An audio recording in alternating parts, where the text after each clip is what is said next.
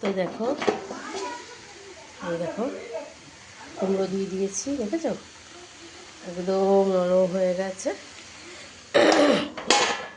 এই যে মাছের কাটা, ইলিশ মাছের কাটা মাথা কিন্তু নিইনি, কাটাগুলোকে একটুখানি লবণ হলুদ মাখিয়ে নিয়েছি। এইগুলো তো একসাথে সব ভাজবো। জানো এই কড়াইটা কিন্তু আমার নতুন, জানো তো, খুব সুন্দর একটা ঢাকনা কিন্তু কাচের আছে এর সাথে। তো চলো দেখতে থাকো।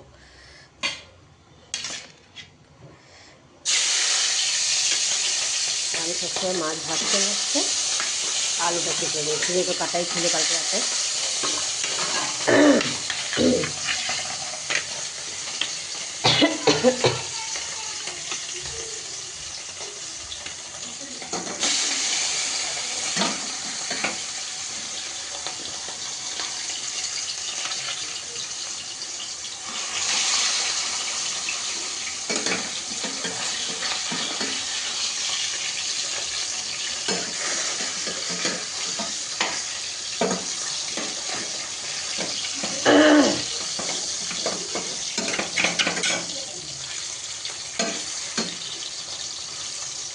চলো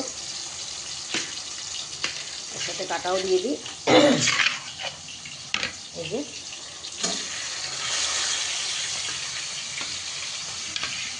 মাছটাকে বড়ো গ্যাসে দেবো, আর এটাকে ছোটো গ্যাসে ট্রান্সফার করে দেবো। তো চলো,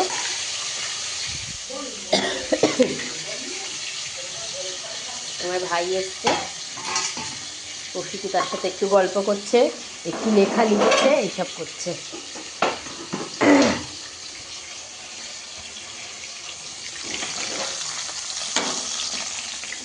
তো চলো